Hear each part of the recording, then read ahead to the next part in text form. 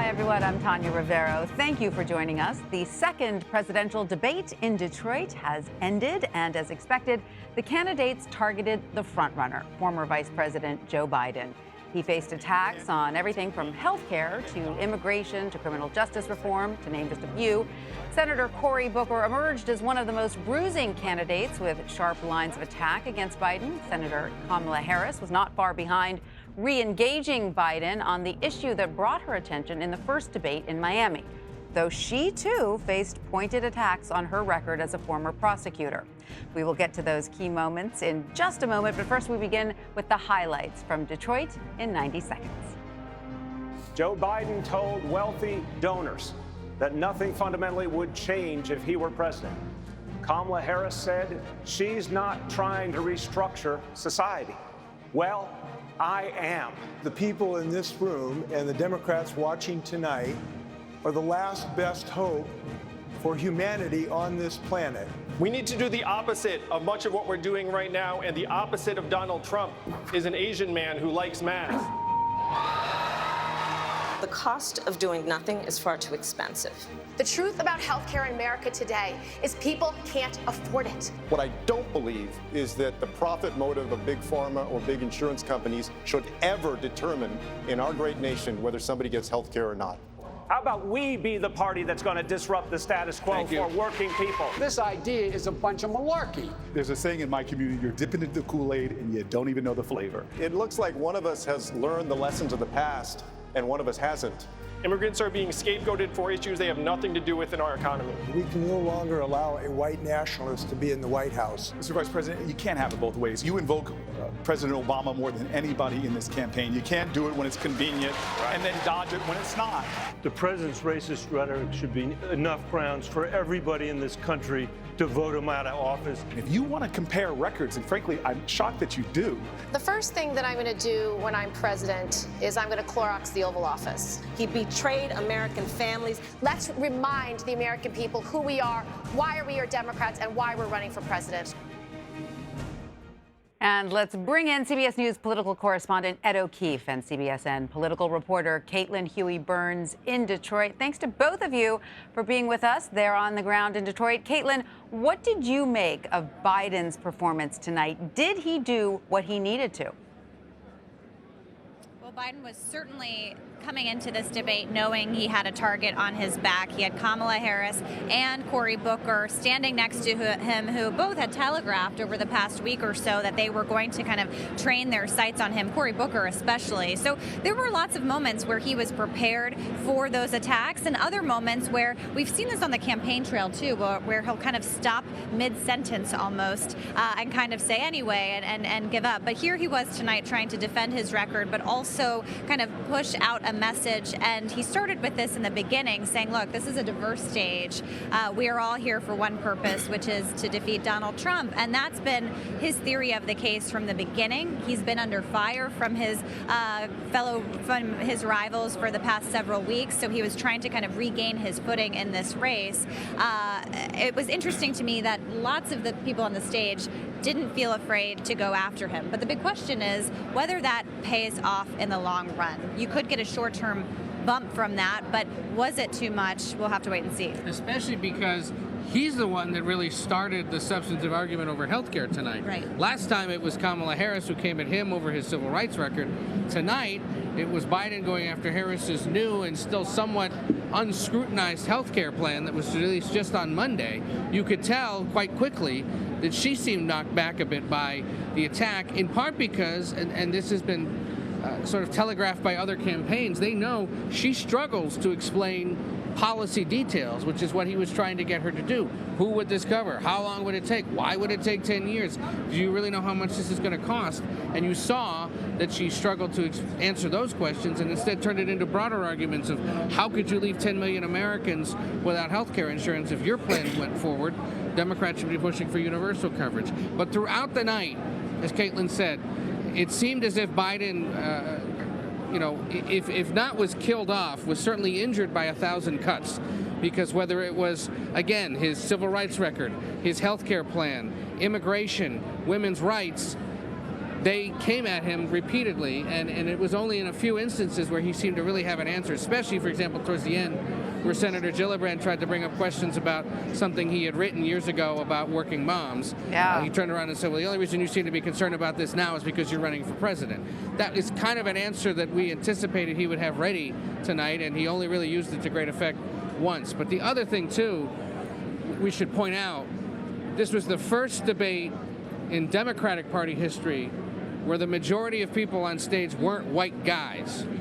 There were 5 of them, but there were 5 either women or people of color who were also on stage. Biden nodded to this at the beginning of the debate. And I think also you saw sort of that generational clash between some of these younger guys who were trying to break through and the vice president, using his long record as reason to not vote for him, while he would try to turn around and say to them, you've got to keep focused on the president. That's who we're trying to knock out. Let's focus on that instead. All right, Caitlin and Ed, thank you so much for that. Stand by. I do want to ask you, since you guys are there on the ground, do you have any more information about some of the hecklers that we heard at the beginning, especially when Cory Booker was making his introduction? Do you know what they were saying? We could hear something, we could hear a disturbance, but we didn't quite know what was going on. Do you have any more information about that? So those of us here in the filing center were told that those first group of people were specifically protesting that that New York police officer is still on the job despite his involvement in Eric Garner's death, the gentleman from Staten Island. I'm forgetting the police officer's name, but what they were saying was fire him, essentially. That's a knock at Mayor Bill de Blasio of New York, who, as he said during the debate, is still going through the process of reviewing the case and had to wait to do so because the federal government was doing it. They took a pass on it. He said tonight it should be resolved within 30 days. He did not say whether or not he would support actually firing the officer, as several of his competitors did, but that was directed, we believe, at the mayor. We should point out, in years past, they've allowed at least one reporter, not with the host, the broadcast host, to be in the room and sort of represent all of us as a pool. We don't have that so far this year. I think there was a case made there that perhaps we should have some kind of neutral press observer in the hall for moments just like that, so we can quickly clarify what it was exactly they were concerned about. Twice there were interruptions tonight for protesters. It was that one, and then later when the former vice president was talking, right. And we're not quite sure what that was about. All right, thank you for clarifying. And Caitlin and Ed, stand by, and Major Garrett has some more information on that. Well, what you could hear faintly from the audience was talking about deportations. Okay. There were accusations against the Obama administration through some in the Hispanic community that he was the deporter-in-chief. That was a particularly aggressive complaint about the record level, had under never before President seen, Obama. Right. under President Obama, to deport those here in the country without proper documentation. And that's accurate. And it is accurate. Yeah. And the numbers are even are still larger than under the Trump administration. Right. And that was something that the vice president was asked, do you support or do you not support? And he skirted that answer twice because it's a very difficult subject for Joe Biden to talk about in this current context. But that's what the second protest was about. All right, I do want to introduce our panel, first of all. We just jumped right in, but I want to introduce Lynda Tran, Antjuan Seawright, Major Garrett, Leslie Sanchez. Thanks to all of you for being with us. We're going to dive right in. I want to start by asking what you thought about Joe Biden's performance. Everyone was watching very closely. This was a very important night for the front runner, as he's been called. Lynda, did he do what he needed to do to maintain that status? I think yes and no. On the one hand, he was strong in responding to the attacks that he knew were going to be coming at him. On the other hand, we still saw some instances where he just wasn't quite so sure. I mean, Major pointed out that he was not direct in responding to repeated criticisms from Mayor Bill de Blasio. Even in his closing, he meant to say text, your support to that number, and he was just a little bit off. And that was part of what the concern was in the first round of debates. Is he still as sharp as he needs to be? Is he equipped to go toe-to-toe with Donald Trump? So you're saying it was not a resounding win, Antjuan?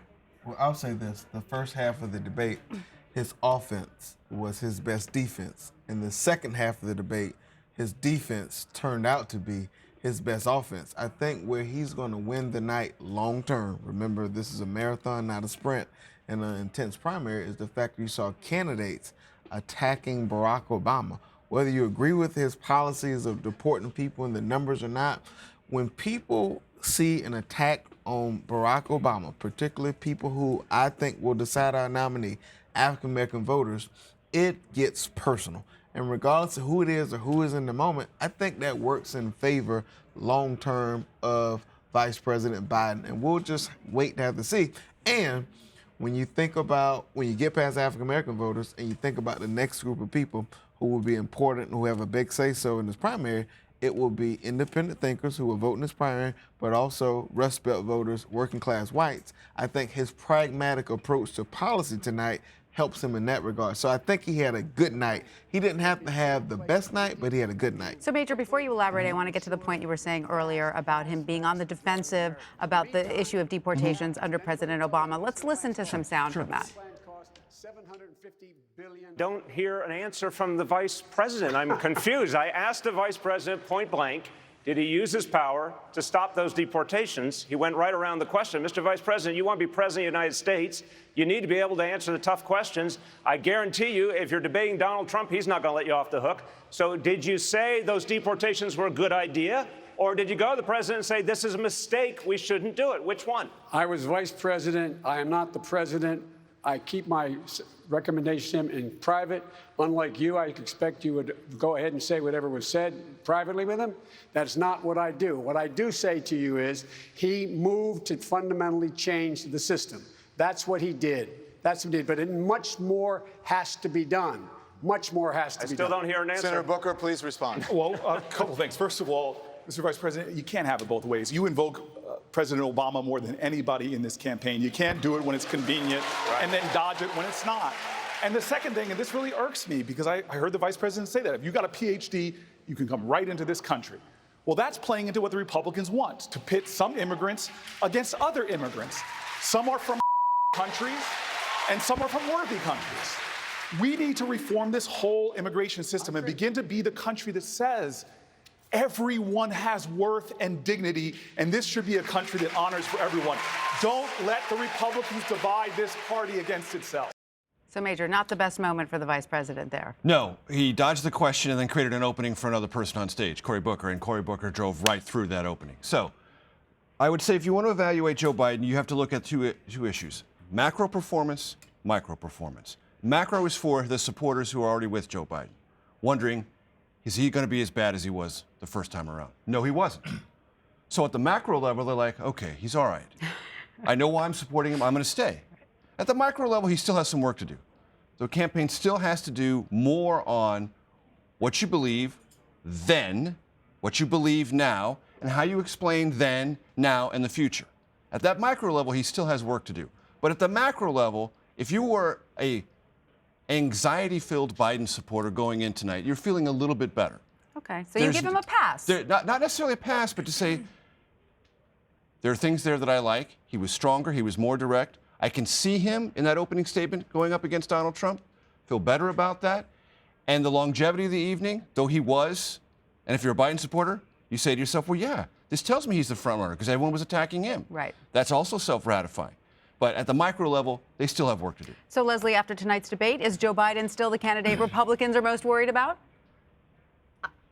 Joe Biden is still the front runner that I think the Republicans are focused on. If you look at the fact that the party's coming out talking about Joe Biden and pretty much consistently on everything he said, that kind of leads you to that. Right. So that didn't change after. It really didn't change. I think the bigger things are when he talked about coal and fossil fuels and any none of that. He's flip-flopped on that issue. So it's interesting. While there's still a lot of issues on race and certainly immigration, you're starting to see some of these areas where I think Republicans are seeing opportunities, especially if he continues to remain the front runner. All right, so let's talk about some of the surprises tonight. I sort of thought Andrew Yang stood out in a way that was sort of refreshing. He had humor, he had a little bit of sparkle, he had some smart one-liners. What did you guys think? Yeah, and he turned some of the topics entirely on their head. So the moment that I was most excited for was when he said, let's stop talking about immigrants as a burden. Lynda, I have to interrupt you because Ed O'Keefe is there with Senator Bennett from Colorado. Let's listen in. Thank you, Tanya. We're here with Senator Bennett, who's checking his. It's blowing up, somebody. Right? Oh, I don't know. How do you think you did tonight? I think we did what I wanted to do. I really wanted to come out and I wanted to demonstrate, for the American people what the difference was between my health care proposal. I wrote the public option in the Senate. I've led on it for 10 years. I think it's a common sense way for us to get to universal health care that makes a lot more sense than Medicare for all. I think I got the chance to do that tonight. Got the chance to talk a little bit about education as a former school superintendent. I think that's an issue that's been ignored, and in this country today, when we've got the worst income inequality that we've had since 1928 and no economic mobility for the bottom 90%, it's a sad state of affairs that our education system's reinforcing the income inequality that we have, and we've got to figure out as a nation how to deal with it. Senator, you've been pretty critical about some of your fellow Democrats. Are you concerned at all, though, that in the long run this is creating any openings for the Trump campaign to go after Democrats? I don't think so. I think Donald Trump is going to be, one thing that he is very good at is looking for vulnerabilities and looking for disqualifications. He does it all the time. So I think it's really important for us to be litigating these policy issues right now. There's not a personal, attack going on here. This is all about the policies that we're pursuing, and having won 2 very tough national elections in the purple state of Colorado, I know that it's critically important to not say one thing in the primary and another thing in the general election. And it is critically important not to run on one set of issues in the primary and then switch in the general. That, I think, will be fatal if we're running against Donald Trump having done that, and I'm confident that we won't. What's the other I thing? certainly will. Thank you so much. Oh, hello. Oh, look at this. We're backed up here. Tanya, stay with us. Secretary. Yeah, Oh, it's do you the guys know secretary. each other? Do you guys know each other? Real quick. Will you do enough to survive and make it into September, you think? I hope so. But How close are you to doing that? Well, we need some people to go to michaelbennett.com. All right. Thank you. All right. Thank you, Senator. Secretary, come here. Tanya, we have Secretary Julian Castro with us. How are you, sir? I'm doing great. How are y'all? How do you think you did tonight? I think I did well. I had an opportunity to address a whole variety of issues. I think in the first debate, I got on a lot of people's radar screens, and they wanted to see if it was true, if I could do it again. And obviously the topics were different this time. This format of the debate was different, but I think that people got the sense that I can go up there, I can hold my own and articulate a strong, positive vision for the future of the country. You seem to anticipate where the vice president would go on immigration and border security. You had that line about some of us have learned lessons of the past and some of us have not. You clearly had thought that one through. Yeah, look, Vice President Biden and I both served in the Obama administration, but I said clearly one of us has learned the lessons of the past and the other one, Vice President Biden, has not. The only way that we're going to guarantee there are no more family separations is to make sure that we repeal that law that we talked about. And, I also have learned that there's no way you're going to deport your way to the negotiating table with Mitch McConnell and the right-wingers. Doesn't matter how many people you deport, they're never going to be satisfied. So why don't we actually put out a strong, positive, and bold immigration agenda? That's what I've done. And I've been very clear that Donald Trump has not been bashful in his cruelty. Well, I'm not going to be bashful in my compassion and my common sense. On the issue of immigration, since in the last debate you talked about decriminalizing illegal immigration and several other candidates followed suit, the Trump campaign then came back and said Democrats are for open borders. What do you make of that? Are you concerned at all that Democrats are creating any kind of opening for Republicans to go after you on immigration? Oh, not at all. Open borders is a right-wing talking point. It almost doesn't matter what Democrats do. He's going to say that we're for open borders. He said that in the 2018 cycle. He said that before. So what we need to do is we need to tell people what we're for. I'm for a 21st century Marshall Plan so that we make sure in Honduras, El Salvador, and Guatemala, people can find safety and opportunity there instead of having to come here. I'm for putting undocumented immigrants, as long as they haven't committed a serious crime, on a pathway to citizenship. I'm also for fixing our legal immigration system, which is broken, and cutting down the wait times of people that are waiting too long to become citizens. And finally, I'm for making sure, guaranteeing that we don't separate families. And the only way to guarantee that and still maintain border security is to repeal that law that I've talked about. Was there something you wish they'd asked you about that you didn't get to talk about? Oh, there was plenty of these things that we're trying to get in on. This was a different format that from the last one. But that's how it goes, right? You know, I mean, I haven't looked at the time that was allocated to each of the people, but, you know, I think the debates are going to be structured differently. Hopefully the next debate will do a different style, and we'll get a sense of which one gives the public the most value in terms of getting a sense of where people stand. You going to be at that next debate? I will. You know, I'm one poll away from getting there. We've gotten 3 out of 4 polls, and I'm confident that over the next 4 weeks... hit the donor threshold. We hit the donor threshold, although folks can still go to JulianCastro.com. You know, the rule is, you guys mention your websites, we get a cut of the take tonight, all right? You, Bennett, the others, we'll see what happens. So, you know, we're going to keep working hard, and with the support of the American people, I'm confident that I'll be on that stage in September. All right, Secretary, thank you. Thank you. We're going to back up here because we have the mayor. If you would, Mr. Mayor, come on through here. Thank you. There you are. How are you, sir? Okay, we're going to have to look up now. I know. I'm glad to know you look up to me. All right, we have no choice. You had some criticisms for the former vice president. Yes. Asking him a lot of questions. Do you feel like you got the answers? No, I have a lot of respect for Vice President, but I did not get the answers, and I'll tell you why it bothers me, because do you think for a moment that in the general election all these issues aren't going to come out, all the tough questions, they're going to be there, and we better sort this out now. So I want to put him through his paces. I want to be put through my paces, because whoever is our nominee better damn well be ready for the big leagues. I asked him several times on important issues, what did you believe in? What did you fight for? What did you try and do? And he wouldn't answer. And that's frustrating. Do you feel like he is ready? You seem to think he's not ready. I have been surprised, honestly. In too many instances, he just didn't seem to have answers between the first debate and this. I also think we need to stop, you know, there's a theory out there, quote unquote, only a moderate can win.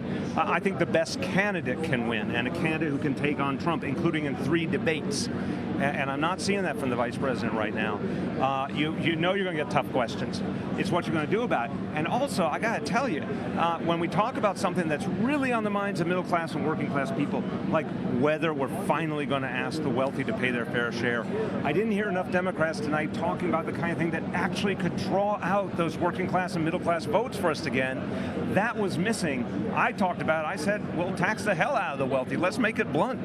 And I think a lot of people are listening for that. And I'm telling anyone who believes, go to taxthehell.com and sign up, because we need to build a movement of people who say our party should be about making the wealthy pay their fair share. Mr. Mayor, during the debate, I don't know if you could hear from the stage, our understanding is that the protesters that were escorted out were chanting "Fire Pantaleo," the officer involved in the Eric Garner situation in Staten Island. Did you hear them during the debate?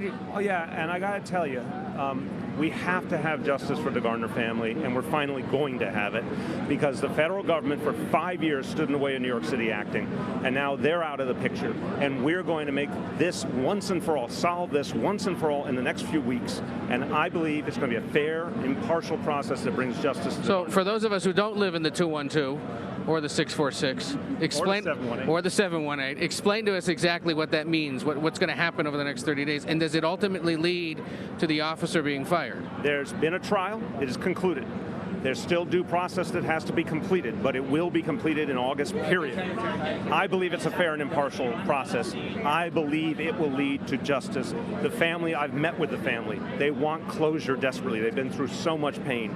And I'm so disappointed that the federal Justice Department, under 2 administrations, told New York City not to act and then did nothing. Okay, but ultimately, do you get to fire him if you decide to do that? Does the police take it? By the state law, there's a trial, there's a decision by a judge that goes to the police commissioner for the final decision. Okay. But I have faith, again, it will be a fair process, not the kinds of things we've seen previously, and I believe it will bring justice for the family. This decision to raise questions about the vice president and his past, it did seem as if it was like a potential kamikaze mission, because you may not make September's debate stage, but you're raising concerns about a guy who's the front runner at this moment, who's not answering enough of the questions, who I don't think represents the values of today's Democratic Party, and I worry is not going to be able to lead us to victory, because we're not going to win if we don't excite those Democratic voters. You know, people forget 2016, the real story of 2016, including right here in Michigan,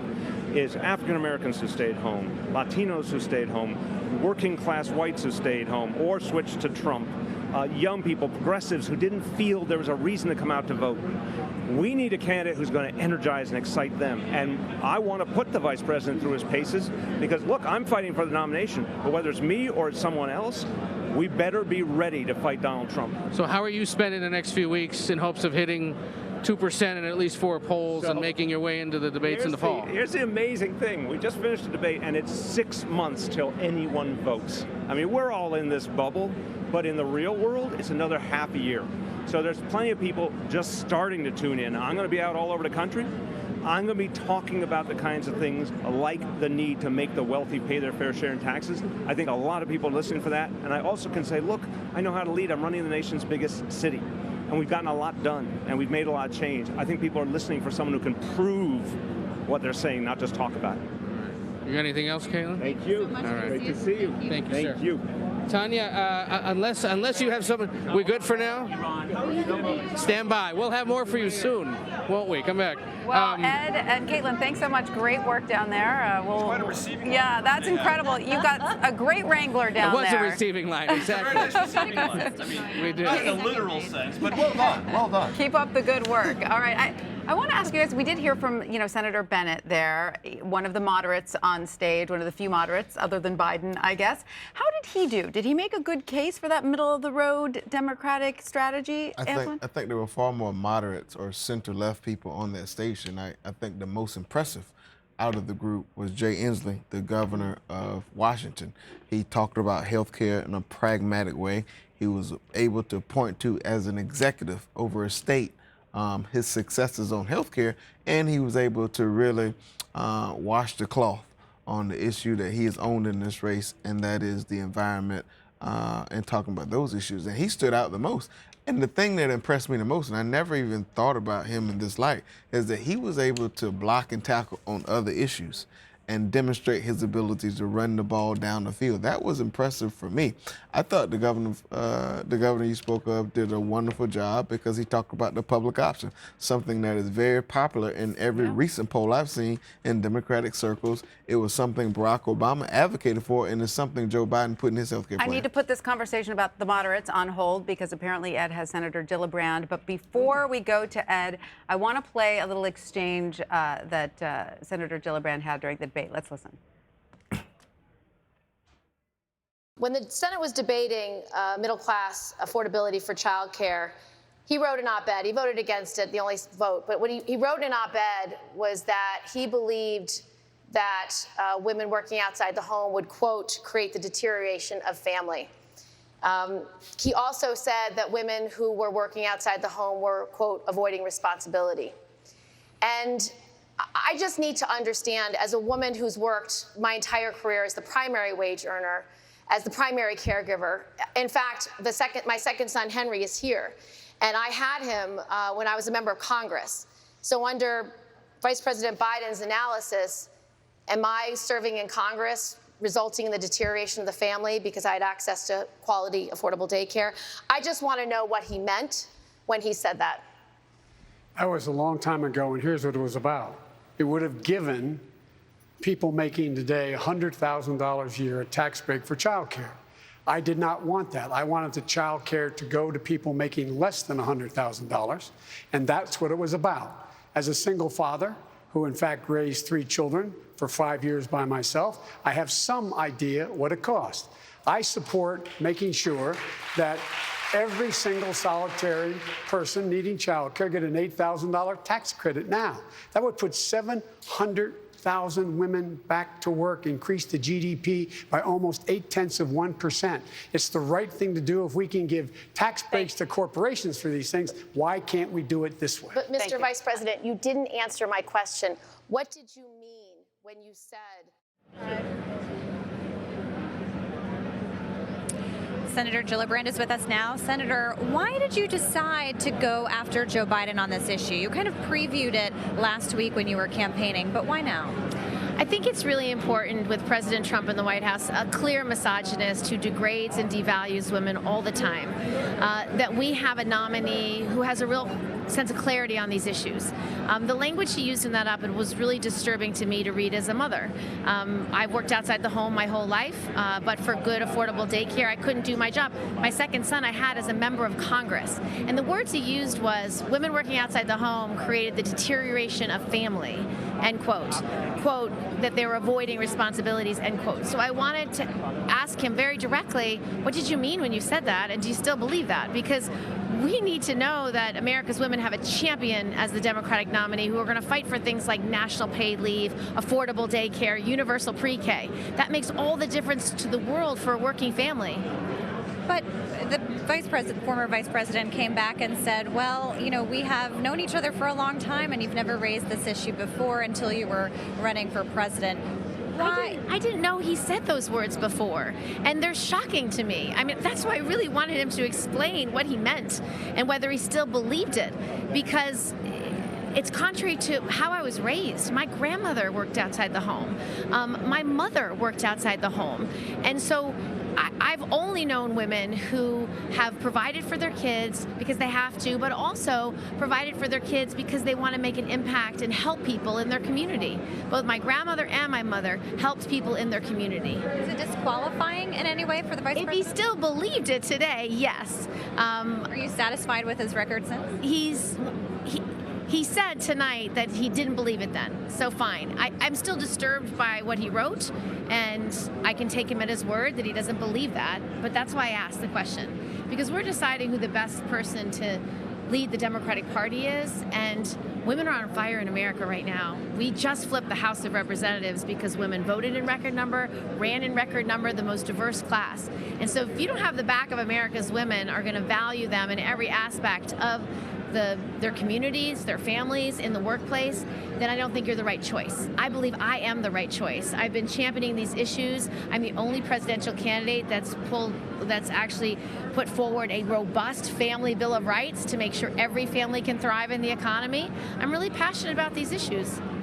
You going to make it to the debate stage in September? I am, because everyone who's watching right now is going to KirstenGillibrand.com and guarantee me a spot on that debate. If you've been watching, you know you see what they do here. You need to do it. I need to get there. But you got you have a fundraising issue, you have a polling issue as well, right? Right, and that's why these debates are so important. It gives me a chance to tell and show the American people how I'm going to beat Trump. I've done it before. I win in these red and purple places just like Michigan, places like Ohio and Pennsylvania and Wisconsin, and I haven't lost an election since. It's what I do, and I pass legislation because I want to help people. And so I have a record that's different than others. I have a different level of experience, and I tried to share a little bit about that tonight. You're a member of the Armed Services Committee back in Washington. You were not at that hearing this week with the Air Force general who was accused of sexual assault by one of his former colleagues, and you saw that one of your colleagues on the committee, the Republican Martha McSally, essentially said that the general was falsely accused. I strongly disagree. And I wonder how it would have been if you'd been there. Do you regret not being there? I asked the chairman, and I wrote a letter to the chairman and the ranking member that there was no rush to have the vote this week, none whatsoever.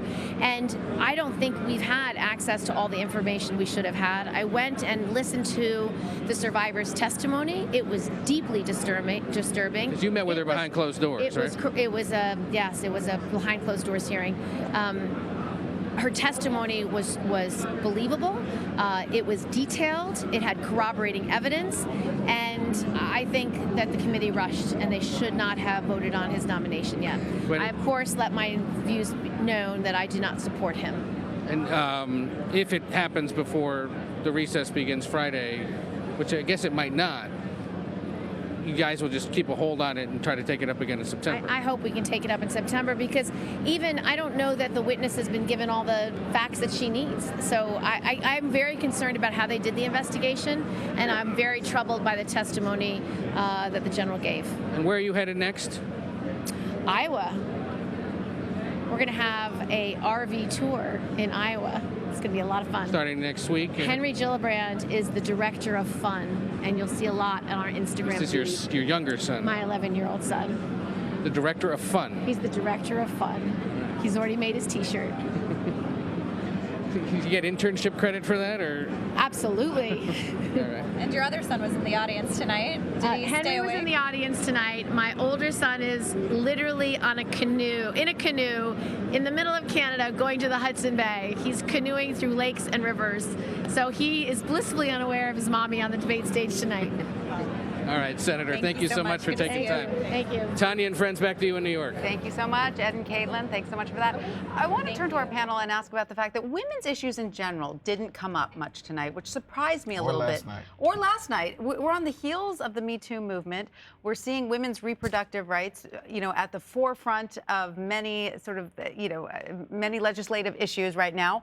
Why do you think that happened tonight? Because, and I will defer to my colleagues to my right and my left, as we have more women running for president, this distinction becomes false. Women's issues, men's issues, their issues. And as women run for president, they identify the issues across the spectrum. And they don't hold a subset because they're a woman. They talk about all of them. And there is, I think, an equal distribution of curiosity as more women run for president. Yes, but there are issues around abortion rights and around family issues regarding. But I really do believe women who run for the presidency are beginning to assert this basic concept that that's not their only expertise, or that's not their primary or central expertise, or that's the thing. Well, let's turn to the woman and find out what's going on there. They want to broaden out the conversation, and same thing with race. I do think the diversity way, of the American democratic experience is broadening out this concept of what the issues are. I see your point, but the same way that we want to hear everybody address race, not just the African Americans on the stage, we want to hear everyone address gender issues, not just the women on the stage. Precisely, and they did come up, and it's all about what you emphasize and what you de-emphasize, or what you choose to pivot from. And I would just say that women don't come to the stage saying, well, I better own these three and make sure everyone hears about those three. One thing I think is interesting to talk about tonight is how many of these people on stage do we think will make it to the next round? I think a larger percentage of tonight's candidates will be there than last night. I think about 5 or 6 of last night's debate performers will fall off and not make the next round. I think there was a higher percentage of tonight. I think Jay Inslee, to your point, and Michael Bennet did a couple of things that might get them to that next threshold of donors and percentage points in polls, especially in comparison to the other also-rans of last night. So I think tonight was a more formidable group, and you're going to see more of them in the next round, because there's going to be a winnowing between now and September. About, I think, 6 or 7 at least will, if not give up on their campaigns, not qualify for the September. And a higher percentage of tonight will make it to the next round. Andrew Yang, Julian Castro, Amy Klobuchar have met one of the 2 thresholds, but not both so far. Do you think they're going to make it? Yeah. Absolutely. They're going to cross the finish line. But I think you had real serious questions going into tonight about Bennet and Inslee. I think they have a better shot. I won't say they're going to qualify, but they did themselves some good tonight. I think Jay Inslee being a governor and being an executive and having something to go back to and having people interested in his issue is going to help him get across the finish line, irregardless of everything else, honestly. You do think so? Absolutely. I tell you who did themselves the biggest favor tonight, Cory Booker. Cory Booker. Cory Booker dominated the night for many reasons. Not only did he block and tackle, but he demonstrated his ability to not get distracted by everything else going on around him. And the fact of the matter is, he, in a real way, controlled the conversation. At times, he controlled the conversation away from the dialogue between the people who are ahead of him in the polls, Kamala Harris and Joe Biden. That's good for him, because some argue coming in tonight, he was on political life support. People did not know what the future was going to be like, whether he can hold it in the road. And not only did he hold the car in the road tonight, he put some gas in the car to help it get down the road. He did a good job. All right, I definitely agree on that point about Cory Booker. And actually, the place I think he made the most headway is just on relatability. I mean, he was unapologetically himself. I mean, some of the critiques we've heard about Cory Booker over the last however many months that people have been talking about him, and however many years prior to that, is this kind of sense that he's not authentic. But tonight, I feel like he got past that in a really significant way. All right, so I want to turn to healthcare now, because obviously that dominated last night. It dominated the first half of tonight. So here is how Biden attacked Harris on her Medicare for All proposal. Let's listen. Well, my response is that the senator's had several plans so far. And anytime someone tells you you're going to get something good in 10 years, you should wonder why it takes 10 years. If you notice, there's no talk about the fact that the plan in 10 years will cost $3 trillion. You will lose your employer-based insurance. And in fact, you know, this is the single most important issue facing the public. And to be very blunt and to be very straightforward, you can't beat President Trump with double talk on this plan. So, Leslie, did Harris address those attacks on her plan adequately? Not at all. In fact, he was putting a lot of pressure on her to get into the details of that plan, and she did get a little disorganized in how she put her rebuttal back together. I think that definitely was noticeable. And though she is very cutting, I think her approach is much cutting is probably the word I would say in a defense from her prosecutorial background. It was not effective in laying out that she had really a strong plan moving forward. She couldn't justify the cost. He was fumbling on the $3 trillion to $30 trillion, but in the statement that Biden released prior to the debate, he said it's a $30 to $40 trillion cost, and he's really outlining that. He's going to continue to put pressure on her justifying that cost, because this is actually something that Obamacare did. They threw out costs for 10 years and ended up having to recede and step back and take some of the provisions out because they knew they couldn't meet that 10-year deadline. So, you know, Lynda, Harris unveiled her health care plan to some fanfare this week. Was she able to follow that up tonight? Well, I mean, clearly the strategy was to get out ahead of the debates and set the narrative for it and go in this direction. So it kind of befuddles me a little bit that it seemed like she wasn't really prepared to go point for point this plan that she rolled out in advance of the debate. It was a bit confusing to me. Well, part of it because we saw the conversation last night and how Medicare for All lined up on the debate stage, and then coming in tonight, there were more people who came from a pragmatic center-left approach versus her being on the debate stage. And even if her plan has a phase-in, that those buzzwords, Medicare for All, sucks all of the oxygen out of the pragmatic, what could be seen as pragmatic points of her healthcare plan. And the fact of the matter is, healthcare is so complicated that it takes a lot to get it right. And in fact, I would argue that we have still not gotten the Affordable Care Act right because it's so complicated. And so she's going to stumble. But where there's a crisis, there's a real opportunity for her.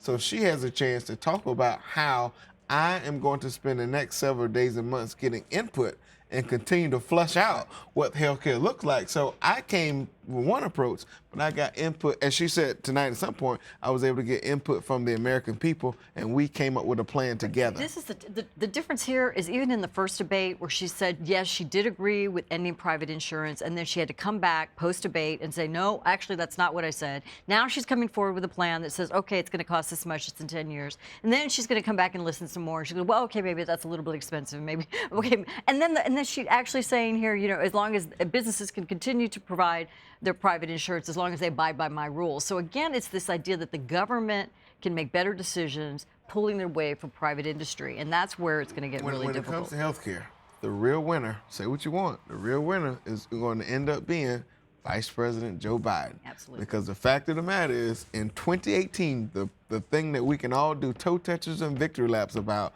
is the fact that that was the #1 issue, lowering prescription drug costs, protecting pre-existing conditions, strengthening the ACA because Republicans want to take it away. Donald Trump, if you remember, used his megaphone, his bullet pulpit to say, we're going to roll back the ACA, repeal and replace. And they couldn't even do that when they couldn't controlled do it Congress. because it's popular. And guess what? Now, the ACA and Barack Obama is more popular now than it was then, and that is going to help him run the day if he sticks to the script on health care. Major, do you agree? Does Biden have the corner on the health care debate?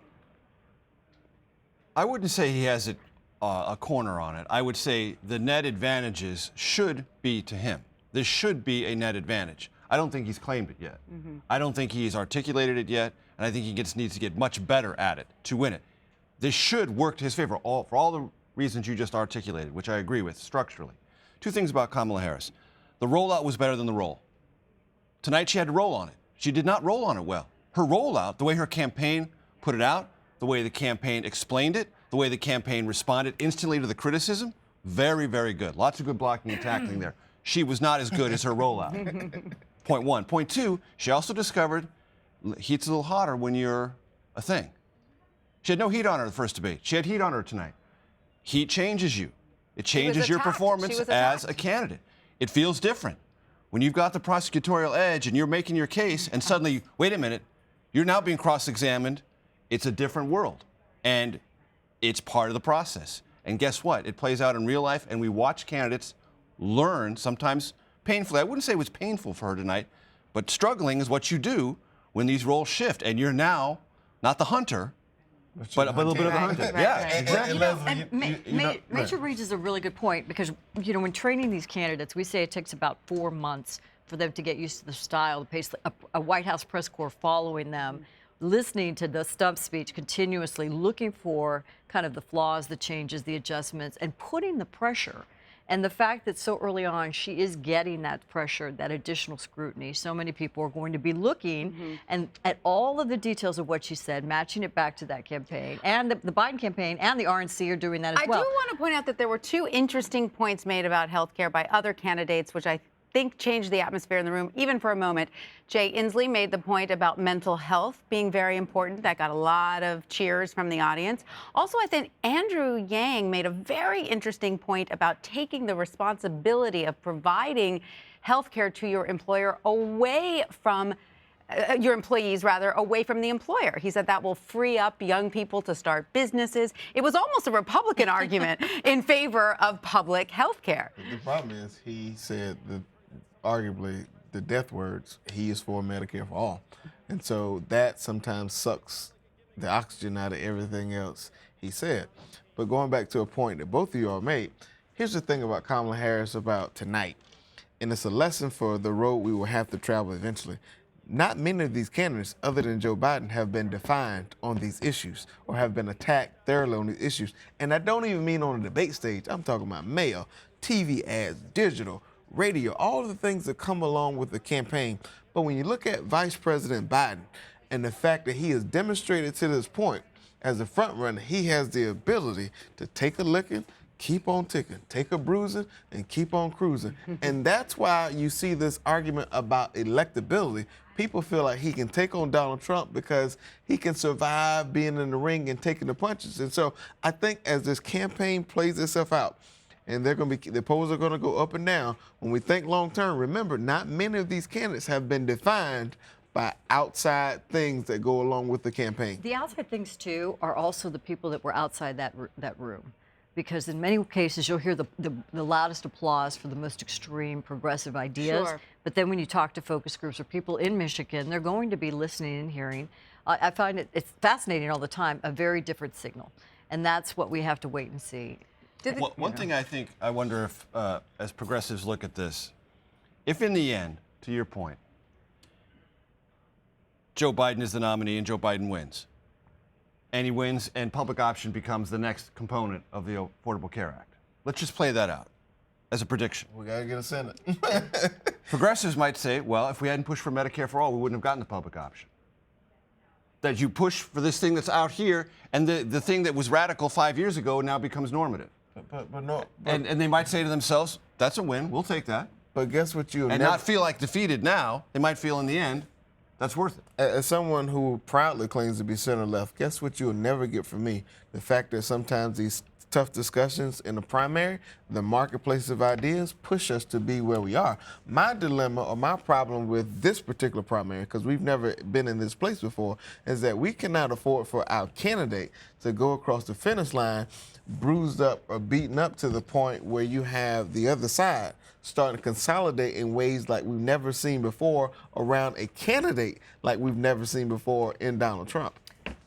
I would say we as Republicans, we argued the same thing, that our nominee is going to come out. So remember, these are so bruised, they're never going to make it out. And then you find that so many people that support them want to see the rough and tumble. And they feel they have the conviction to fight to the end. And it's amazing. It kind of galvanizes them. They're like, they were tested.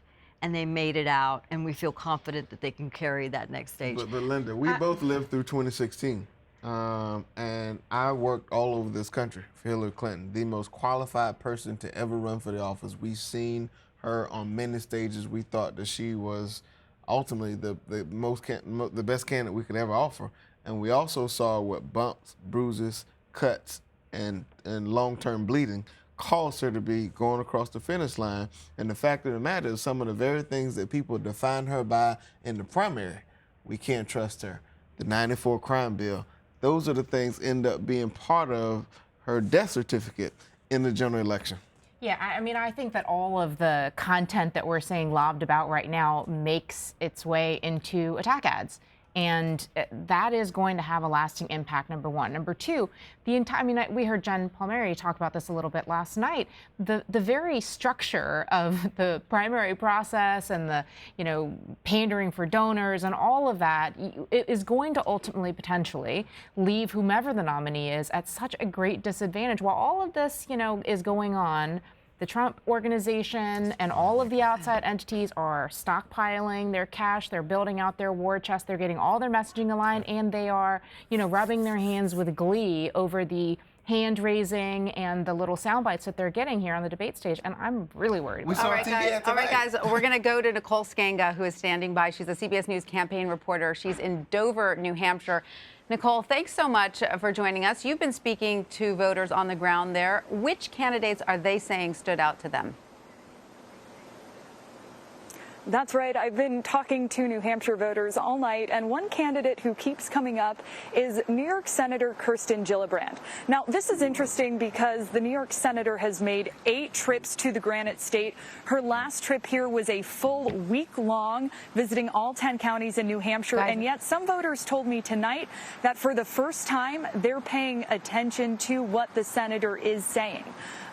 In addition, they didn't just enjoy her quip about Cloroxing the Oval Office, but they appreciated her substantive talk of white privilege in this country. And this is coming from the 3rd whitest state in the United States, New Hampshire. A candidate that fared less well was former Vice President Joe Biden. And in a state like New Hampshire, where voters fancy themselves media consultants, in addition to constituents, folks are nervous about how he would look on a debate stage next to President Donald Trump, pointing to a number of his vulnerabilities when it comes to women. Faced with that line of questioning, did not like how he fared. Now, a standout underdog amidst the crowded field of candidates was Governor Jay Inslee. Voters liked him for 2 reasons. One, he brought up mental health care. That is a huge issue here in New Hampshire, where mental health is huge. The opioid crisis still persisting here. He also brought up the environment. 81% of New Hampshire voters say that the environment is very important to them, according to our latest CBS News Battleground Tracker. Nicole Skanga, thank you so much for that. We're going to go over now to Ed and Caitlin, who are standing by with Andrew Yang. Take it away, guys. Thank you, Tanya. Andrew Yang and members of his gang are here with him as well. It's a very wholesome gang. It's a very wholesome gang. Very unthreatening. Thank you for joining us. What did you make of tonight? I felt like it was a tremendous night. I got to lay out my vision for the economy to the American people, and I feel like it's going to resonate really, really, really well. You are, I think you have 3 of the 4 polls you need to make it into September. There's some disputing, I guess, which surveys count. We thought we had 4. We'll have 4 by the end of this week. So, if you get called by a pollster, you know who to say, Andrew Yang, and then we'll be in great shape. Where are you spending August, since there will be no debate? How do you keep momentum building, and where do we go next? So when there's no debate, I go into a pod. I'm kidding. We're going to spend a week in New Hampshire, which is overdue. Love you, New Hampshire. We're going to head to the Iowa State Fair, the Wingding. So it's going to be campaign mode. I'm hoping to see my family a little bit. Wingding, by the way, for the uninitiated, is a dinner they hold in Iowa, and I think 20 of you guys are going to be there. I'm sure we'll all be there. That's a lot of chicken. Beyond the universal basic income argument that you make, what is maybe the second or third thing you want people to know about you? You make a pretty compelling economic argument, but that's one thing. There's other things, obviously, people are concerned about. What's the next 1 or 2 issues maybe that people should know about you? So the other message is that right now you get told in the news all the time, GDP is great, stock market prices are great, headline unemployment's great, but then you look around your community and neighborhood and say, why does it seem like things are not great? Why does it seem like things are falling apart? And the reason is that those measurements are bunk. those measurements are garbage. Then we need to update those measurements to the 21st century. And if we do that, then we would see the real problems in our communities, like the fact that depression, anxiety, drug overdoses all at record highs or near record highs. And so if you have those as your measurements, then you would see what good is record high GDP if your people are dying younger. So that's a big message for us. You're not crazy. You think things aren't going well. It's because they are not going well. It's the numbers that are crazy. Part of your economic pitch, I mean, tonight trade came up and you talked about automation and kind of how things are going. Do you think Democrats are talking enough about that or guiding people through the kind of change in the economy, the change in the workforce? I don't think they are. Because if you look at the numbers, 80% of the manufacturing jobs that were lost here in Michigan were due to automation and machines, and only a very small fraction were because of globalization and trade. Now, we need to see to it that any trade agreement we have actually spreads the gains to the people that are going to lose their jobs or be displaced. And the American history has been, hey, we'll have a retraining program for you, but the retraining program doesn't really work. And Americans know this. So we have to have genuine revenue sharing for trade deals, for the fact that technology is now taking up a bigger and bigger part of the economy. And this is something I think Democrats need to talk much more about. So this was your second debate ever? This is the second presidential debate ever, that's right. So, I mean, you're about as close to a mere mortal as it gets on that stage tonight because you haven't done this as a part of your career for that long. I'm more of a civilian than most anyone else. So, that's probably true. What is it like being dropped into this environment, having never done this before last month? Like, what's been the most interesting or awkward part of this whole experience? Well, I made mention of it a bit on the stage, which is that I'm not used to wearing makeup. I'm not used to doing a lot of things that it turns out that national politicians do routinely. And so I've had to develop a whole new set of behaviors that because they're new to me, I still regard them. That's good. That's good. Hey, Cory, if anyone's going to crash my interview, it's this guy. I appreciate you. Well, let me ask you one more, and we can ask you this too. During the commercial breaks, you run into the men's room, or do you guys like talk to each other, or what? Okay, so we get our makeup freshened up, embarrassing but true. We're like race cars where they do a little freshening up. And then we talk to each other sometimes. So it's not like we all glare at each other during the breaks. I just want to say I didn't see him go to the bathroom at all. He's got an iron bladder. I'm pretty impressed. Okay. You heard it here first. Debate. And then sometimes we go to the bathroom. Andrew Yang, thank you very much. So much. Senator Cory Booker. I'll clear up you, Cory. Yes. Come on down. Come on down. Watch the wires. This is all very live and unscripted. Right. Very live. So my first question for you is, what flavor is the Kool-Aid? Well, if it was me, my favorite flavor is grape. Okay. Yes. That was a bit of a moment. Look, I was just sort of stunned at a guy sort of trying to deflect a substantive conversation about his record from the 1970s, 80s, 90s, all crime bills, in his words, major and minor, that he had his name on, that he was trying to deflect that by trying to cast shadows over our struggles in Newark, where we made a lot of progress. I'm really proud of it. I think a lot of people watching this Democratic primary play out kind of say, wait a second, a lot of these guys were really praising Joe Biden over the past several years, and then something kind of took a turn. What's going on? Look, I think that right now everybody has got to answer for their record, because if we don't have this great vetting we're having right now, I mean, we're going to go up against Donald Trump, and you don't think that the Republican attack machine is going to go to those issues? It is very good that we have substantive conversations, but as I tried to push all night, is that we've got to remember what the common enemy is in terms of politics and the challenges we face, the urgency to beat Donald Trump. And so one of my messages is that we've got to unite this party. We've got to have the kind of leader that can speak to the entire party and get us unified in order to beat Donald Trump in next November. And criminal justice reform, you've been talking about it for the past several weeks. Last week in Detroit, you were pretty critical of Joe Biden. Anything that he said tonight satisfy you? Are you still really concerned about his record and what he would do coming up? So remember, this isn't something about politics for me. This has been an issue I've worked on for my entire career. As a guy that lives in an inner city black and brown community, we've seen how the crime bills of the 70s, 80s, 90s have devastated certain communities by targeting a lot of these practices. 3 strikes, you're out. The enforcement, the unequal enforcement of marijuana laws, when a guy who brags about being the one that every crime bill, major and minor, since the 1970s, he says has his name on it, and then won't speak to even the mistakes that still have people serving jail time for things like the street strikes are out, won't say explicitly, I was wrong.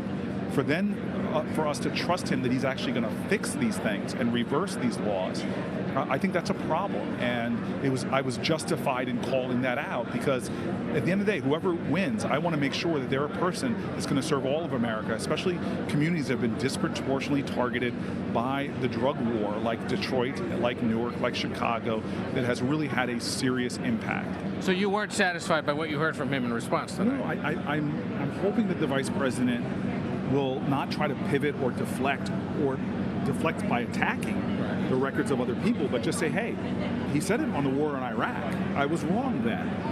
He should say it on these bills that he was, as he said, he takes credit for. He was calling the 1994 crime bill the Biden crime bill up until 2014. He needs to come clean with communities if he's going to be our nominee and wants to have trust and support from communities like Detroit, from communities like Milwaukee, from communities like Newark. We want to know that the person who wrote bills that devastated communities by disproportionately targeting certain people, not others, that the person that was responsible for that is willing to say, I made serious mistakes in those bills, and then talk to us now about what you're going to do, and have it be a bold plan, not soft pedaling a lot of the ideas. But you've been a candidate who said that the party needs to worry more about taking on the president and not necessarily about your differences amongst yourselves. Are you potentially spending too much time worrying about what he did 30 years ago? No, my worry when we know, as I said tonight, from the Russians to the Republicans, they're trying to suppress African-American voters. That this is an issue that is at the core of many African-American communities who wonder why that there are people in their communities locked up for doing things that 2 of the last 3 presidents admitted to doing. So I want whoever it is to be strong enough to appeal to all voters. And in communities like the one we're standing in right now, Detroit, folks want to know that, hey, if you made mistakes, own up to them, and then talk to us about what you're going to do to transform the realities that still punish. Because we still have a criminal justice system, as Brian Stevens says, that treats you better if you're rich and guilty than if you're poor and innocent. We've got to have a bold vision for ending what is a cancer on the soul of our country, which is mass incarceration. Senator, during the discussion on health care, you said, okay, take a step back. We're all trying to work towards the same goal. Are you concerned about kind of how the party is debating this issue of Medicare for all? Are you concerned about kind of what this debate is looking like? And is that creating any openings for the opposition? Yeah, well, I'm concerned when I hear Republican talking points attacking people who say the healthcare system is broken, and we would rather do it in the ways that a lot of our competitors do it, by having a universal payer system, a single payer system. And so by saying that's a fantasy in a nation already that's living a nightmare, where you have, literally, we're getting to the point where 1 out of every 5 of our dollars in our entire economy is going to be spent on healthcare. Everything from insulin to MRIs are multiple times more expensive than other countries, because we're allowing people to profiteer off of our pain and drive costs so much that even people with insurance often don't realize that their insurance doesn't adequately cover everything that their healthcare needs might be. So I don't like when I hear Republican talking points being used to attack fellow Democrats coming from other Democrats that are just not rooted in the facts and not being put forward in a way that we're going to need to unify each other in order to take on Donald Trump. But just quickly on that, I mean, 2 years ago in the midterms, Democrats were running on preserving Obamacare. What's changed? Well, I actually don't think anything's changed. Look, you know, I live in a tough community, and my community doesn't have time to wait, where we're making perfect the enemy of the good. People need progress. And what the Republican Party is trying to do is take away the Affordable Care Act. Remember, we saw this multiple times. They tried to repeal without even having a plan to replace. Right now, there is a court case in Texas that's being pushed by this administration that would gut Obamacare and end the ban on denying people insurance who have pre-existing conditions. And so, yeah, I hope that all of our party is standing up against that and has plans to do what we all should want to do in America, which is expand access, lower costs, and get us closer to the day when every American has an American right, has access to health care. real quick, the same question I was asking Andrew Yang as you walked up. During the commercial breaks, do you interact with the others up there? Did you guys have any words? Well, I had to run back to get my hair done because it gets a little muffy sometimes during call. Of course, I had a lot of good conversations. Yeah. I'm very lucky. I think we all are. Doesn't get Most of weird us between know like each you and the former vice president? I mean, No, here we you go, had some- you're blow to blow, and then you go to commercial, and then what? Well, look, I think we have a mutual respect. I certainly have a lot of respect for the vice president. I mean, I may disagree with him on his criminal justice policy, but the reality is this guy spent his whole life in public service and giving to our country and making enormous sacrifices to do that. He is a statesman in our party, and I have a lot of respect for him. If I believe he should be president, I wouldn't be running against him. So clearly we have differences, but that mutual respect is always going to be there. Senator Booker, thanks for swinging by. Thank you very much. We appreciate it. And we'll ask our friends to give us some elbow room. AP. They're going to fight for his time, but Tanya, we'll send it back to you in New York. All right, thanks so much, Ed and Caitlin, for that. Now, at the beginning of that interview there, Senator Booker was asked about his Kool-Aid comment. So for our viewers who are not familiar with it, we're going to play it again. Here it is. The saying in my community, you're dipping into the Kool-Aid and you don't even know the flavor. You need to come to the city of Newark and see the reforms that we put in place. The New Jersey head of the ACLU has said that I embraced reforms, not just in action, but in deed. Sir, you are trying to shift the view from what you created. There are people right now in prison for life for drug offenses because you stood up and used that tough on crime, phony rhetoric that got a lot of people elected, but destroyed communities like mine. This isn't about the past, sir. This is about the present right now. I believe in. So, Antjuan, we had to ask you a little bit earlier to explain the Kool-Aid reference. Full disclosure, I asked. Yeah, Major Full started it, disclosure, but we were all wondering. Major asked. So maybe you can explain it. Well, it's clearly that Cory's been spending time in South Carolina because that's a Southern thing. In fact, there's another saying in our community is you're dipping and dapping and don't know what's happening. So you can use that one, Major. I'll say it with such conviction. It'll roll so smooth. But what we saw tonight was the fact that Cory has found a niche, something that he can continue to nag at the vice president about and continues to cause the vice president political harm, but gives Cory relevancy in the conversation. And make no mistake, I think the Booker team is strategic when you look at where they are and what Detroit is made of. I mean, you look at Michigan as a whole and how the criminal justice system, like in New Jersey and like in some of these places, have been really detrimental for communities who look like me. I think he was smart in that regard. And the fact of the matter is this has kept him relevant in the conversation. The more he attacks the front runner, and I don't think the vice president has really come to the agreement that he has to say legislation has unintended consequences. Right. All right. Now, I just want to go really quickly to Winterset, Iowa, where Musaddiq Bidar is standing by. He's a CBS News campaign reporter. Musaddiq, thank you so much for joining us. What were the voters you spoke to tonight saying about the candidates' performances, and did someone in particular stand out? Well, everybody was reacting to the one-liners here tonight. A lot of people loved it, whether it was in the beginning Andrew Yang saying that he's the opposite of President Trump because he's an Asian man who likes math, or Tulsi Gabbard and Julian Castro attacking Vice President Biden. But at the end of the day, people were really concerned about those attacks as well. One voter told me he thought that President Trump is the one enjoying this because the Democrats are attacking each other.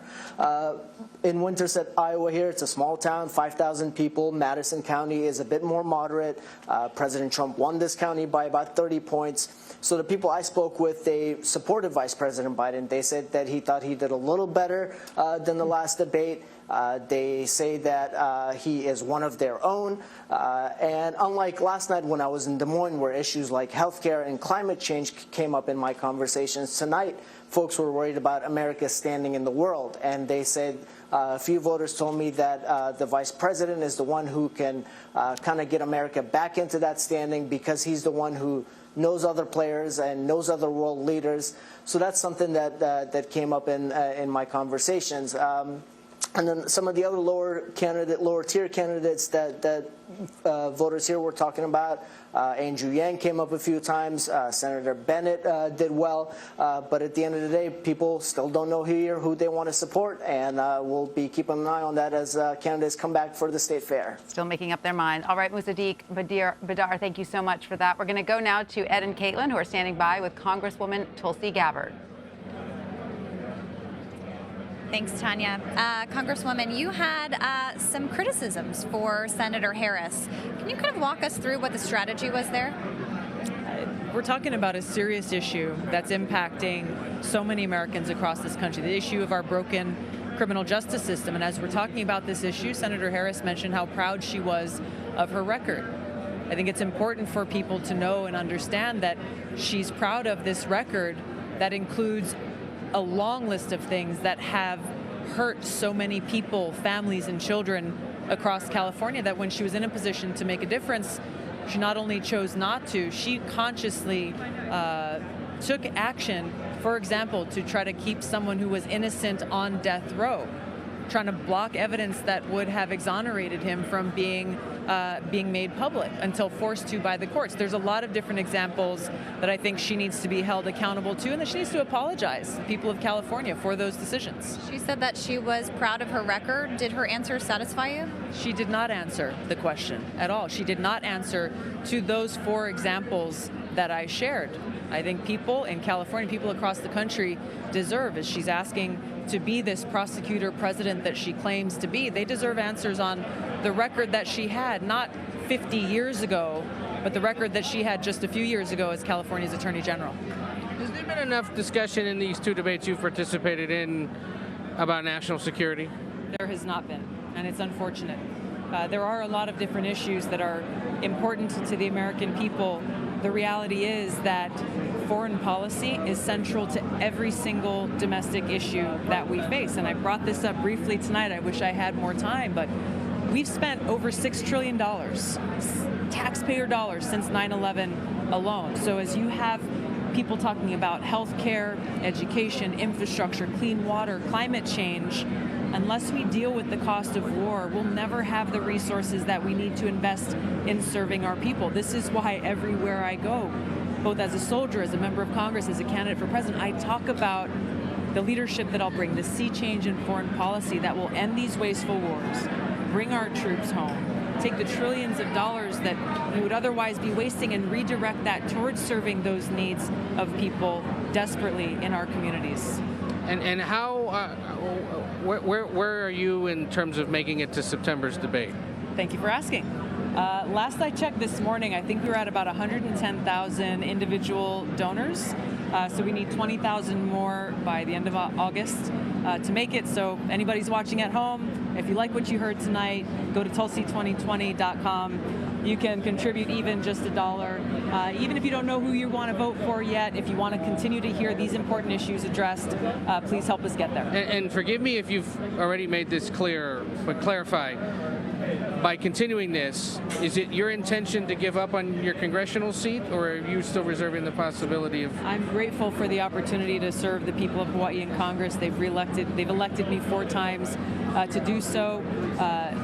People in Hawaii, more than anyone in this country, going through what we experienced last year with that nuclear missile alert coming through, they understand how important it is to have a commander-in-chief who will de-escalate these tensions and who will walk us away from the brink of nuclear catastrophe so that no one in Hawaii, no one in this country ever has to go through what we went through, thinking that there were just 30 minutes to live. That's the kind of leadership that I'll bring, and I'm grateful for the support that I'm getting. So if there's an ambitious Democrat back in Hawaii thinking about running for your seat, your answer is? I'm not thinking about this in politics. You know, I'm focused on continuing to do the job that they hired me to do and offering to serve them and bring about this leadership as commander-in-chief that they and I believe our country deserves.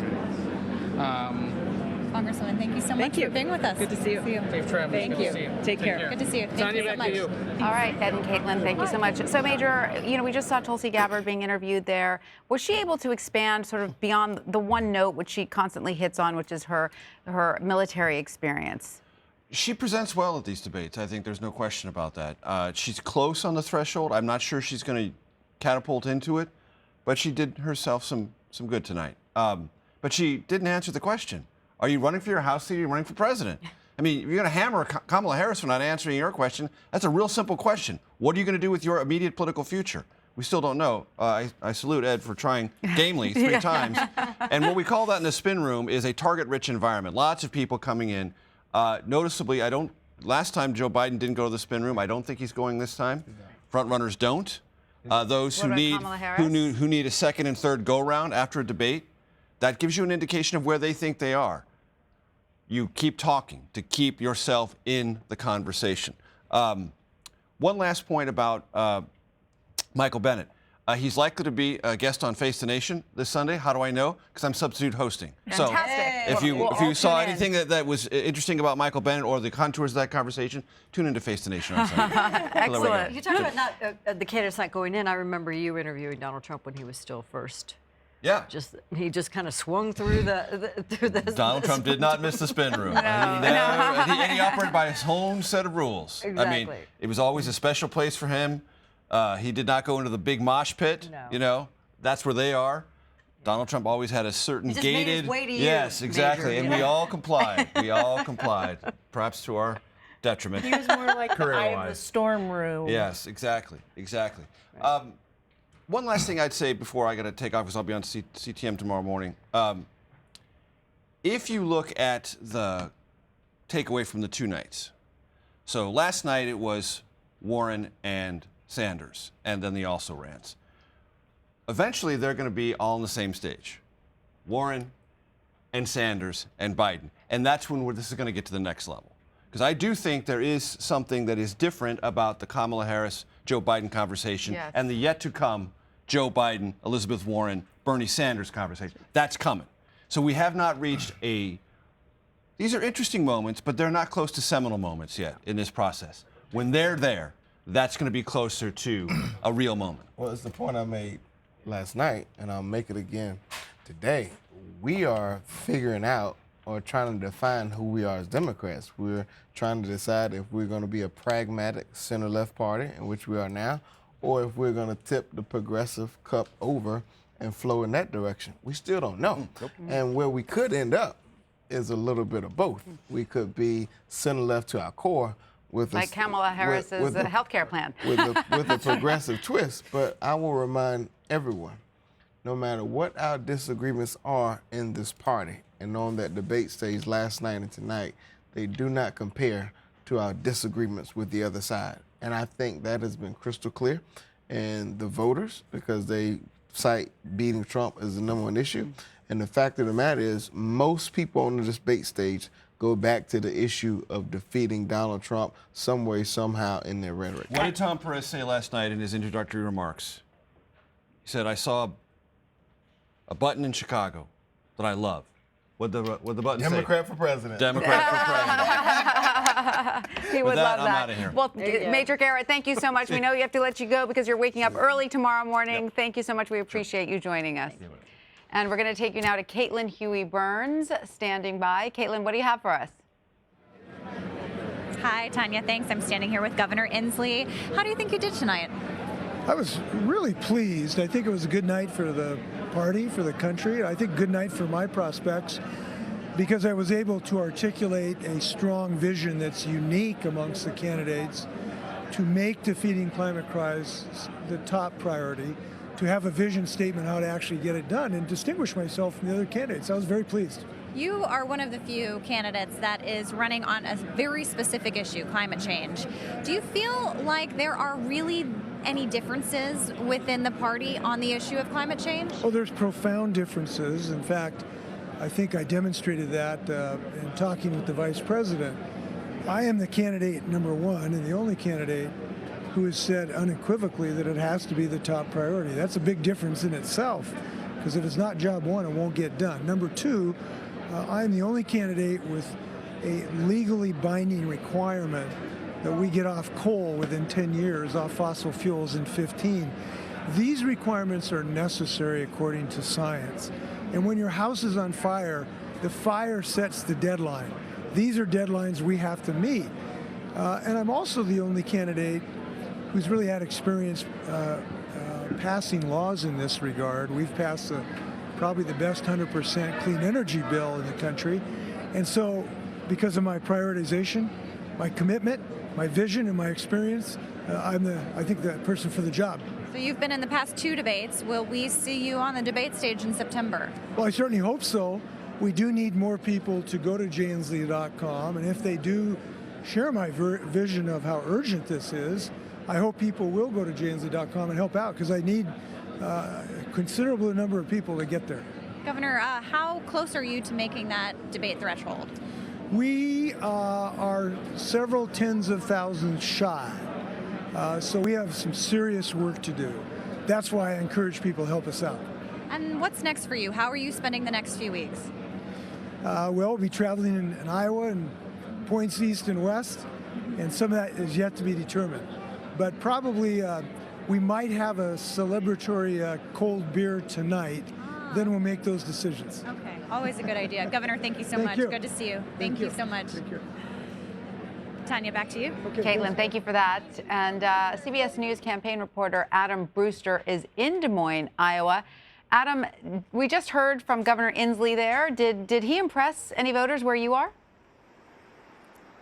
I had one woman, Tanya, who said to me that she thought Governor Jay Inslee was the most impressive person. She said that she liked that he wasn't on the attack too much and that he accomplishes what he believes in. A few other people said they liked Jay Inslee's stance on climate change. Of course, that's been the signature issue of his campaign. And that message has resonated here in Iowa, where climate change and especially water quality are key issues with voters. But here in Des Moines tonight at the watch party I was at for the Polk County Democrats, which is the most populous county in the state, I think people had the most positive things to say about former Vice President Joe Biden. I had one woman tell me afterwards that she's now 100% in for Joe Biden. She thinks he is the best suited to defeat President Trump. I had a couple other people who said that the vice president did a nice job defending himself and bounced back from his first performance. As one person put it, a lot of candidates had knives out for Joe Biden tonight, and he withstood those attacks. Another person said that they really wanted to see how he stood up in the debate tonight, and if he had another performance like that first debate when Kamala Harris really went after him, that he wasn't sure if he could support the vice president anymore. But he thought that Joe Biden tonight was, or the former vice president, I should say, he thought Joe Biden tonight was passionate and spontaneous, and that he bounced back nicely. One other person who resonated here, Cory Booker. People were receptive to his message of unity. I did admittedly have a few people who came up to me after he went on the attack against former Vice President Biden and said they were disappointed that after his message of unity, which received a nice round of applause here in Polk County, that he did go on the attack. But overall, people seemed more positive on Booker tonight than on the other. But here, people thought the former Vice President Joe Biden did a nice job withstanding attacks. And he seemed to be who people were most impressed with tonight here at the Polk County Democrats watch party in Des Moines. All right, Adam Brewster in Iowa, thank you so much for checking in with us. So we just heard Adam talk about, Jay Inslee making an impression there where he was. What did you all think of his performance? He seemed to do well tonight. What did you think, Molly? Honestly, I mean, there was so much tonight, and there was so much last night. And looking at the Twitter world, I think that the one thing, and I'm not deflecting the question, I can go back to it, but the one thing that I kept seeing over and over and over, Republican and Democrat, is when's this going to end? You know what I mean? It's like, who's establishing themselves? There were so many ideas that came out. And, I'm sure Inslee appealed to individuals whose main issue is climate change. That's his issue for being in the race, essentially. It is an existential issue. Even Republicans on Capitol Hill are recognizing they need to do something about it. And it's a very important issue as to how it's attacked and tackled. I think that's going to be a very difficult matter, and one that, as Antjuan's saying, are we going to go super progressive or are we going to come more to the center? Where will the Democrats end up on this issue? Because it is one that everybody's thinking about. I think he did himself a big favor tonight.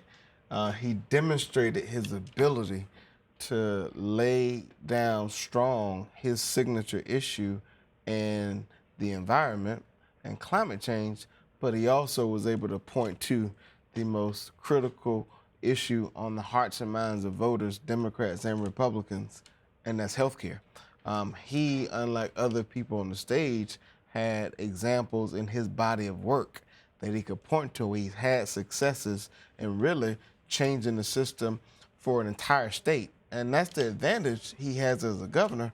The problem with that is he's not a U.S. senator. And so we don't always get to hear about the work our governors are doing literally to change communities for generations. And he, in his body of work, has examples he can point to and show that these discussions we're having in the primary, robust discussions, he done it. He knows how to implement He said to the audience, we already have public health care here in my state. I've already implemented it, which I think is the first time a lot of Democrats heard that. No, and until recent history, you know, the Senate is not a way station for the presidency. There had been a long gap of decades before you saw something like that happen. Most of the time, it was the governors who come forward. They tended to be the ones who could enact reforms, have a positive record, and say, we can take this nationally. They also needed a much larger media presence. That was something Bill Clinton had to learn, that it was kind of the trifecta of having reforms, being the kind of personality that could launch a national campaign, and also being able to have a relationship with the media. Is there something to this sort of boots on the ground experience that a governor has over a senator? They're an executive of a state. So they have state departments, they have the National Guard, they have a lot of different They have to work with the legislatures. Management, yeah, exactly. But even George W. Bush had problems when he came. His big deal was, I was a governor. I worked with state legislature. We had to balance our books as governors do. But when it came to actually legislating, that was a different matter.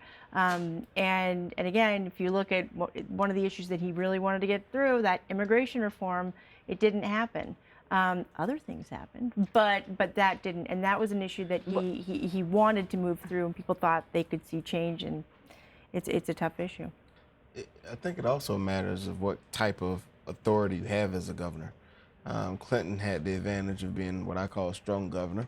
If you look at our governor in South Carolina, the legislature has more power than the governor will have. The fact of the matter is Jay Inslee has demonstrated that he can work across the aisle to deliver on something so controversial like healthcare, have a thriving economy, and deal with climate change. So he's able to demonstrate his, I guess, durability, flexibility, and demonstrate his body of work and bring that to the table to talk about experience. Because although the hope and change is good, primary voters in every poll I've seen have demonstrated they also want experience. And so he demonstrated his experience and his ability to get things done. But that's a blue state, yeah, you know. And if you look at somebody like Steve Bullock last night, who wasn't as well known. I mean, he got into the race very late. But, you know, one thing he kept repeating and hammering over the head, I represent a red state. Right. I win here. Good. That's good for a general election, but we still. But I thought Democrats want to win the general election. They do, but for lesser-known candidates, they have to introduce to the voters who they are, right? And so you have to. So is it too late for Jay Inslee at this point? I mean, he just sort of has introduced himself tonight in some ways to the larger audience. You never know what's going to happen. That's right. I mean, and we talked about this the other day about John McCain, for example. It wasn't like John McCain ascended right away. It was everybody else was pretty much eliminated, right? And you were left. He was the last man standing. So do you think he'll make the September threshold? I think he has a real opportunity. Look, I do think it's going to be pushing water up a political hill for him, because I think our primary is starting to be defined. Biden, Warren, Bernie, Kamala, that other tier, we just don't know yet. So I think it's going to be tough. But I think if he can keep having strong performances and if he can activate a network of donors and really go and get support in early primary states, I think he has a real opportunity to make some headway during the summer. Tonight. All right, Molly, Antjuan, and Leslie, we're going to take a quick break, but coming up next, we'll continue our coverage of night 2 of the second Democratic debate. You're streaming CBSN, CBS News, always on.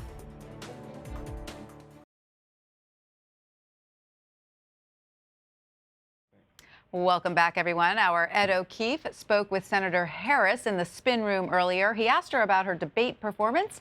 Let's take a listen.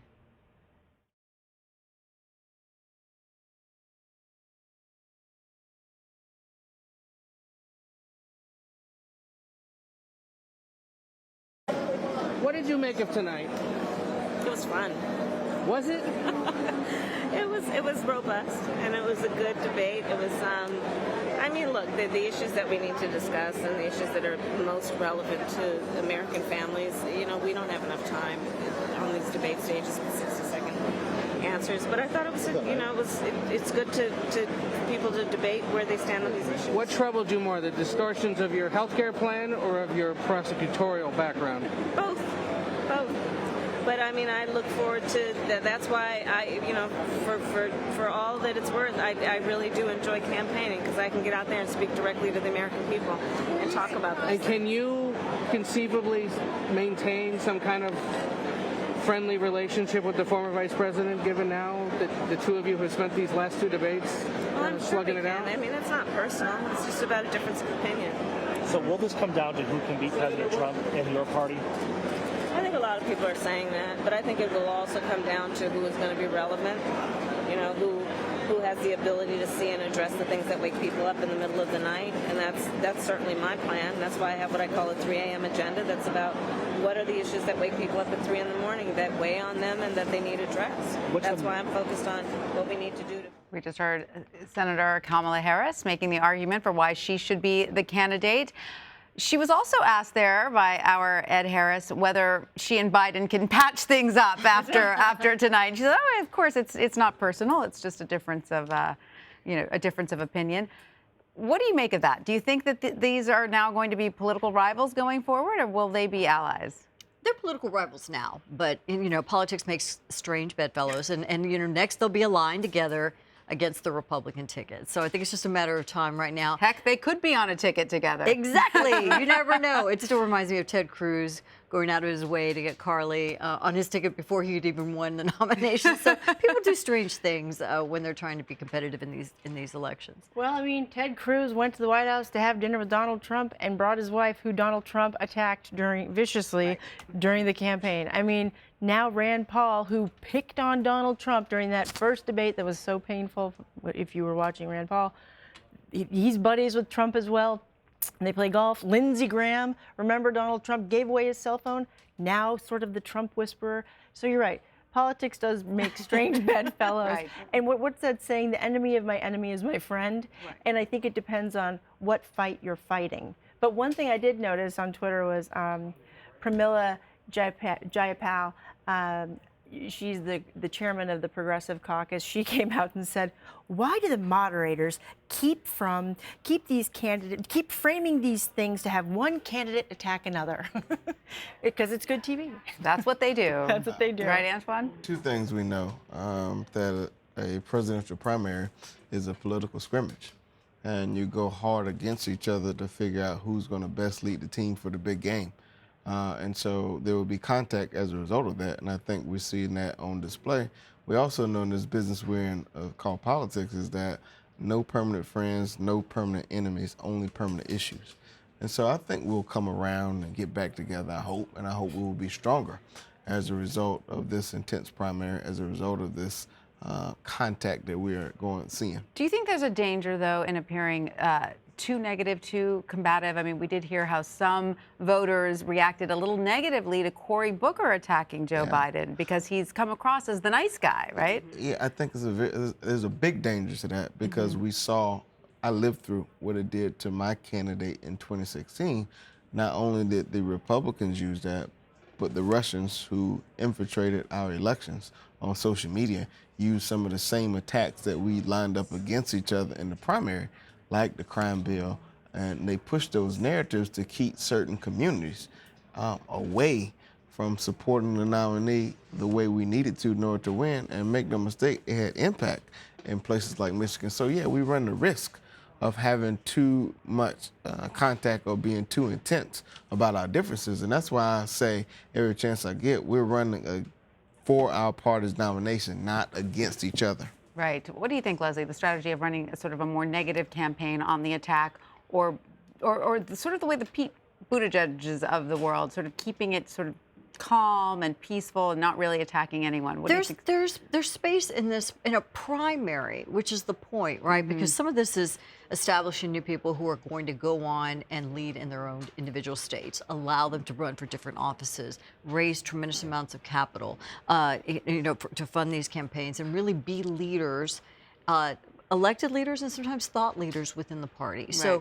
So it all kind of shakes out. It's a very difficult process. I think about it in terms of Julian Castro. He adds a lot of depth to the conversations, to these policy issues. And he's not really taking sharp jabs. He's just showing points of contrast. And if you look at that, voters like that. They like that you can stand up for yourself.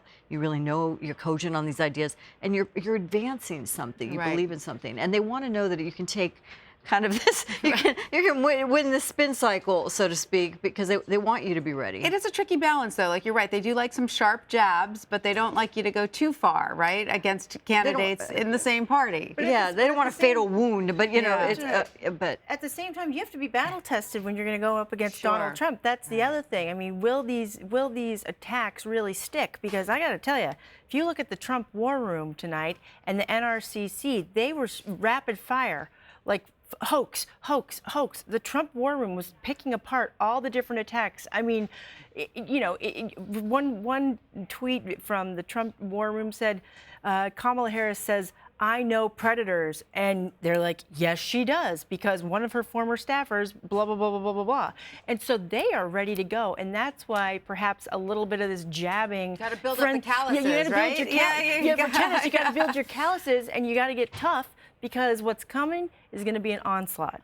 What I also said is that we have to be careful and know that the other side is consolidated while we're trying to consolidate. Right. And the fact of the matter is, just tonight during the CNN debate, we had Donald Trump's re-election campaign running an ad from the last debate with the candidates on stage raising their hand about where they stand on whether we should provide health care for illegals, having cuts from the Medicare for all healthcare discussions, really trying to define who we are overall as a party and gain momentum among their base, and also capture the imaginations, the minds, and the hearts of a critical group of people, independent voters in some swing states. And God knows how much money has been put behind the buy and what they're going to do digitally. And so while I agree, conventional wisdom will tell you that a primary is a good place to sharpen your elbows and get dirty and get a little bleeding, but we're not living in conventional times. And in my political lifetime, we have not faced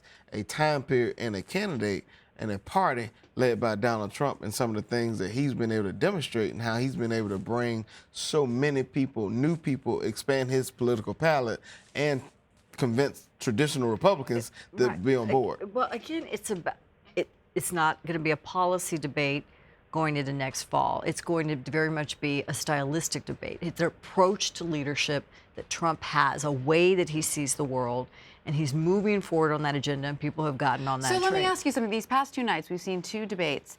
We've seen certain issues being debated. We've seen certain talking points. Is this going to be what's going to define the campaign going forward, what we've seen these two nights? I definitely think it's going to shake up. I mean, as you can condense this down to kind of the top tier, they're going to take even sharper jabs at each other with respect to some of those issues. They're going to bring up the history. They're going to see how they land those punches, and also stylistically what their vision is for the future. So they have a lot to overcome, and the donor issue is going all right, on everybody. right now. We're into closing statement time. Molly. Well, listen, I know you don't want to get too bloody when you're in a primary fight, but guess what? You're going to have to fend off attacks that are going to be coming at you full force.